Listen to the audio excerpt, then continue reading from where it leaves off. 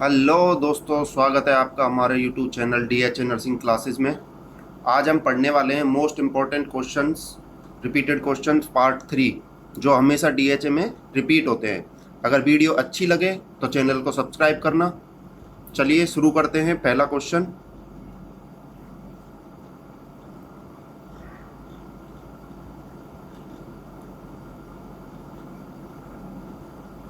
ये रहा पहला question. Which specific characteristics is associated with disorganize, disorganize का मतलब हैवी प्रिचुअल, हैवीफ्रेनिक सीजोफ्रेनिया। क्या आंसर करेंगे इसका? Option A, extreme suspiciousness of others. Option B, stiff or flexible body posture like wax. Option C, childlike behavior such as urinating in clothes at an adult age. Option D, belief in one on uh, exaggerated importance, exaggerated importance। क्या answer करेंगे इसका? जल्दी जल्दी बताओ, क्या answer करेंगे इसका schizophrenia का?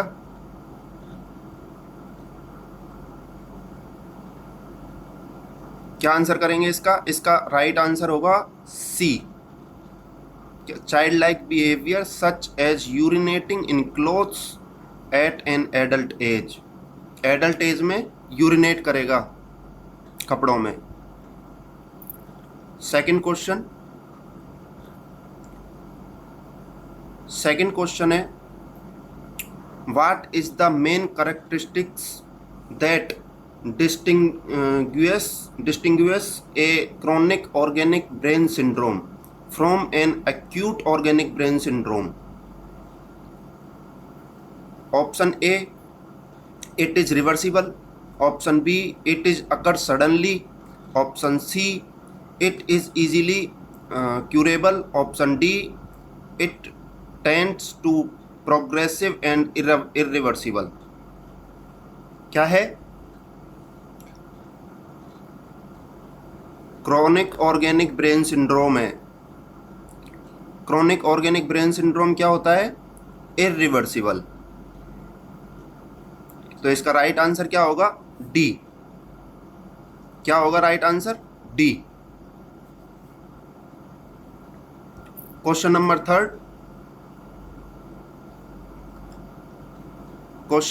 Third, a patient believes that person of higher society status is in love with them. Dissipate evidence type. This type of delusion is known as delusion of grandeur, personality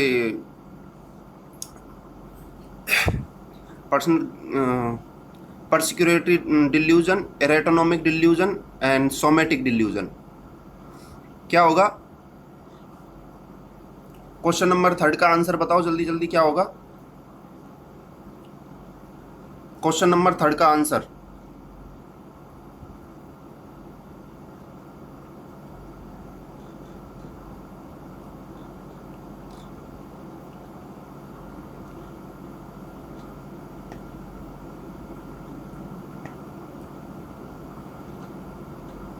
question number third का answer कौन सा delusion होगा? एरेटोनोमिक delusion. कौन सा? एरेटोनोमिक delusion. एरेटोनोमिक delusion में क्या होता है?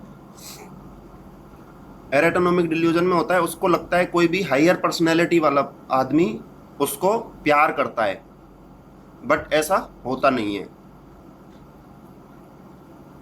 ठीक है, next question, question number 4, which of the following is example of an opportunistic infection in AIDS as specifically highlighted in the source? Example of an, किसका एग्जाम्पल है? Opportunistic infection in AIDS. AIDS के साथ में और कौन सा infection हो सकता है?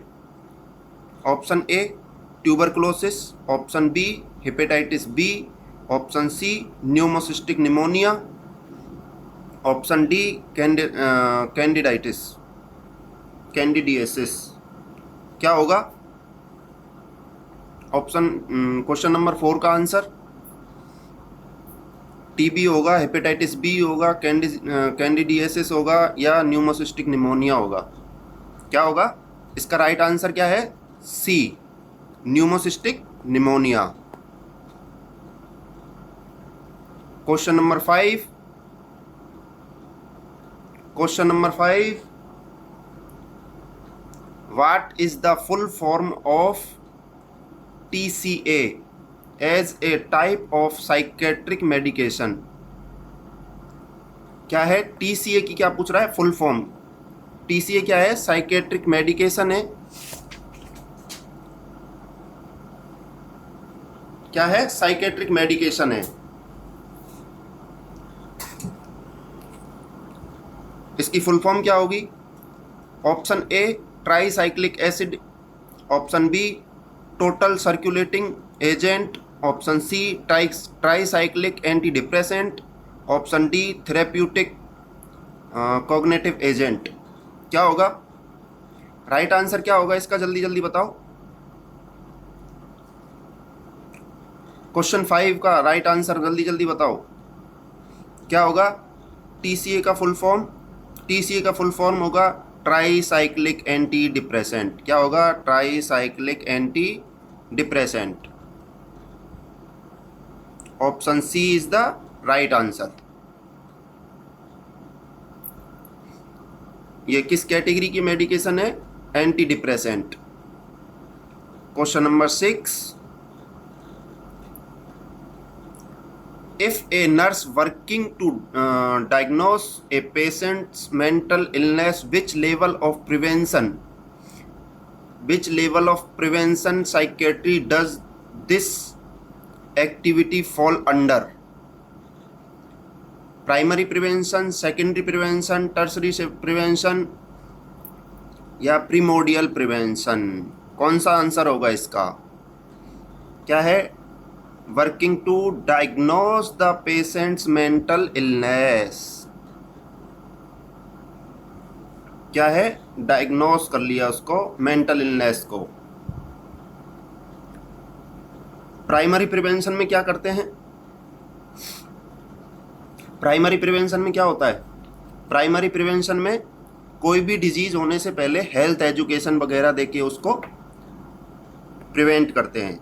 सेकेंडरी में डायग्नोस होने के बाद में सेकेंडरी प्रिवेंशन होता है।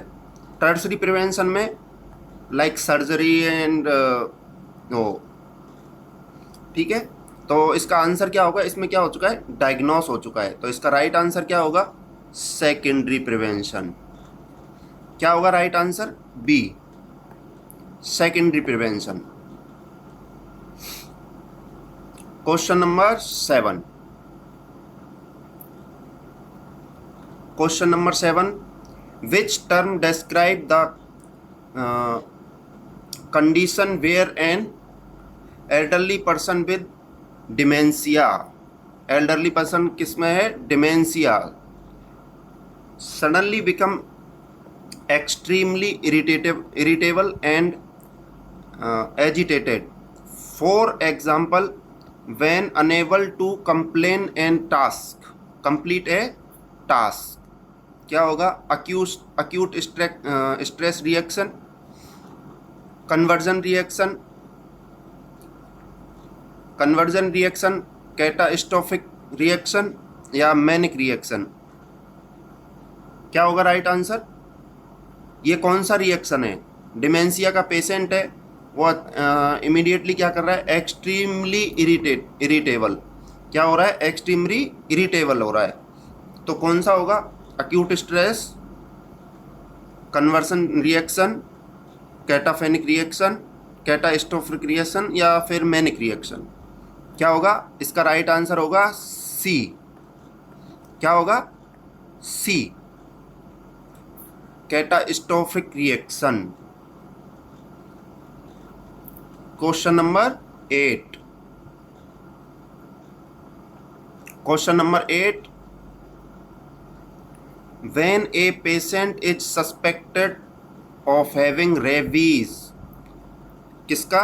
रेबीज का सस्पेक्टेड है आफ्टर ए डॉग बाइट, कुत्ते ने काटा है। That what is the immediate priority nursing intervention for बुंड।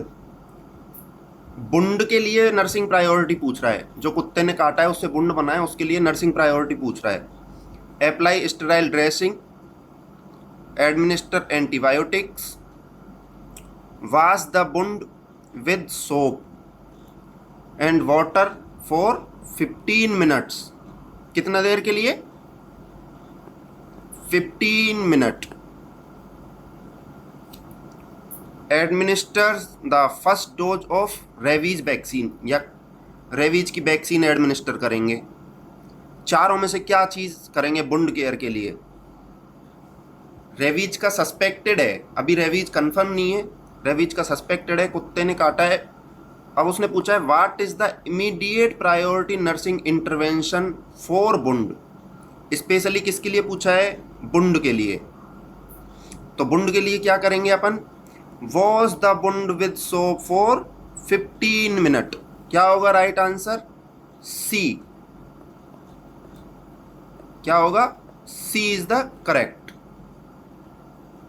15 minute के लिए बुंड को साबुन से साफ करेंगे, उसके बाद में वैक्सीन लगाएंगे। क्वेश्चन नंबर 9,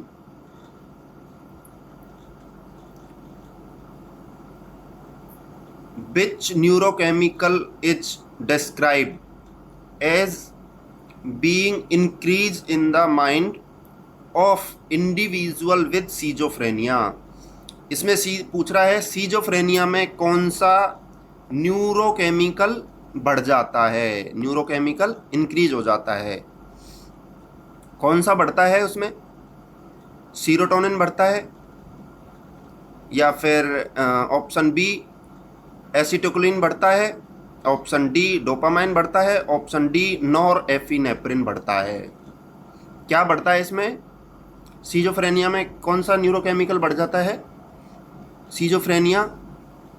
सीजोफ्रेनिया को अपन सबसे पहले कैसे कंफर्म करते हैं? इसके कौन से साइन होते हैं? 4A sign. कौन सा? 4A sign. 4A में कौन कौन से आते हैं? Affective disturbance. दूसरा एसोसिएटिव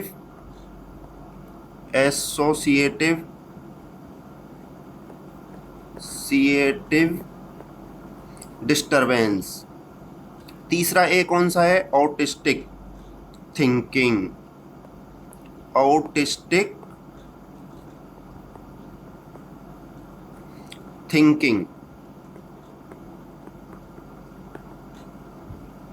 और चौथा ए कौन सा है? एम्बिवैलेंस।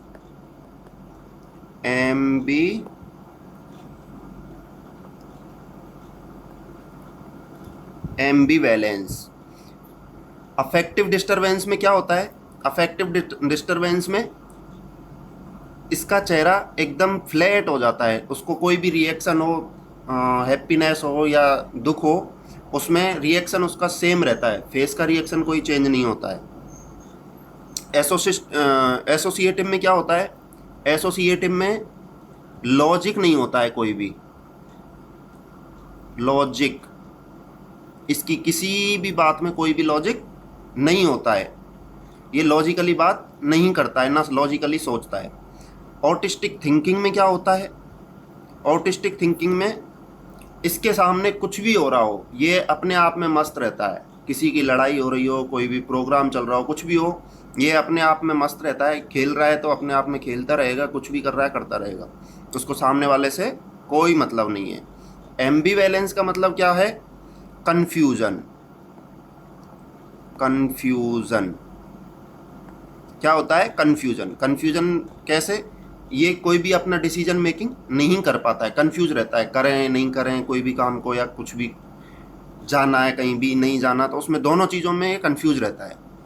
तो इसमें सीजोफ्रेनिया में कौन सा न्यूरोकेमिकल बढ़ता है? डोपामाइन। डोपामाइन का लेवल क्या हो जाता है? Increase.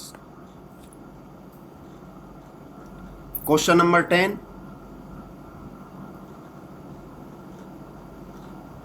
question number 10, a patient believes that a nurse is talking about them when they are conversing amongst themselves according to the source. what type of delusion? कौन से type का delusion है? उसको लग रहा है कोई भी नर्स उसके बारे में बात कर रही है, टॉकिंग अबाउट देम। क्या कौन सा डिल्यूजन होगा? Delusion of persecution, share delusion, delusion of reference और इरोटोनोमिक डिल्यूजन। कौन सा होगा?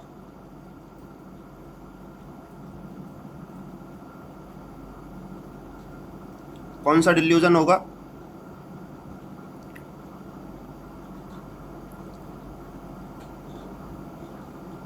कौन सा होगा? Delusion of reference. Option C is correct answer. Option C correct answer. Erotomanic delusion क्या होता है? इरेटोनोमिक डिल्यूजन में इसको लगता है कोई भी हायर पर्सनैलिटी उसको जानती है। क्या लगता है? Higher personality. हायर पर्सनैलिटी उसको जानती है। ठीक है। शेयर डिल्यूजन में क्या होता है? शेयर डिल्यूजन होता है, इस डिल्यूजन में पेशेंट को लगता है, शेयर डिल्यूजन में पेशेंट को लगता है सब उसको देख रहे, उसी के बारे में बात कर रहे या उसी को मारना चाहते हैं। ठीक है, तो इसका राइट आंसर क्या होगा? Delusion of reference. Question number 11। Question number 11, what is the meaning of anhedonia as described in which source? Inability to form new memories, inability to feel pleasure in pleasurable activities, excessive desire of pleasure, option D, a state of extreme agitation। क्या होगा? क्या पूछ रहा है? Anhedonia. Anhedonia का मतलब क्या होता है? एनहेडोनिया का मतलब क्या होता है? एनहेडोनिया, एनहेडोनिया का मतलब होता है, क्या होगा राइट आंसर? एनहेडोनिया में पेशेंट कोई भी प्लेजर फील नहीं कर पाता है। Inability to feel pleasure, inability to feel pleasure. क्या मतलब है इसका इनएबिलिटी टू फील प्लेजर का? इसका राइट आंसर होगा B. Inability to feel pleasure का मतलब क्या है? इस पेशेंट कोई भी रिएक्शन नहीं देता है, खुशी के मौके पे भी खुश नहीं होता है, वो एकदम उसका फेस ऐसा रहता है डाउन, जैसे दुखी का हो। ठीक है। Question number 12। Question number 12, which of the following condition is characterized by a person's body becoming either completely rigid or remarkably flexible, similar to wax, as a dominant feature? क्या हो रहा है? completely rigid और remarkable, flexible, similar to wax. किस में देखने को मिलती है ये condition? Paranoid schizophrenia, hebephrenic schizophrenia, disorganized schizophrenia या फिर कैटाटोनिक सीजोफ्रेनिया? कौन से में देखने को मिलता है ये?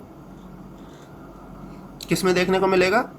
ऑप्शन डी, कैटाटोनिक सीजोफ्रेनिया में देखने को मिलता है। Similar to wax, hyperextension हो जाता है, ज़्यादा बॉडी पूरी एकदम फ्लेक्सिबल हो जाती है।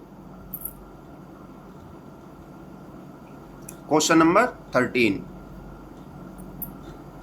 Question number 13, according to source what is the earliest sign of dementia? Dementia का अर्लीस्ट साइन क्या होगा? Speech disorder, loss of attention, memory slip, visual perception problem? क्या होगा अर्लीस्ट साइन? क्या होगा डिमेंशिया का? जल्दी जल्दी बताओ, अर्लीस्ट साइन क्या होगा डिमेंशिया का? क्या होगा इसका करेक्ट आंसर? इसका करेक्ट आंसर होगा सी, मेमोरी स्लिप। अर्लीस्ट साइन है ये डिमेंशिया का। उसके बाद में ये सारे सिम्टम्स देखने को मिलेंगे, speech disorder, loss attention, visual problem देखने को मिलेगी, जिसको विजुअल हेल्यूसिनेशन बोलते हैं। ठीक है, question number 14,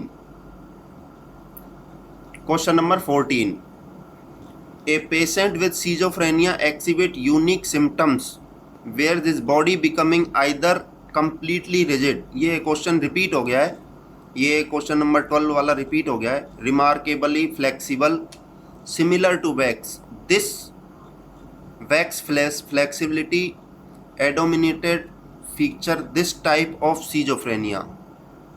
which type of schizophrenia? कौन सा होगा?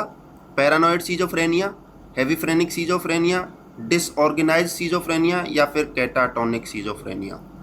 कौन सा होगा? Catatonic schizophrenia. कौन सा? Catatonic schizophrenia.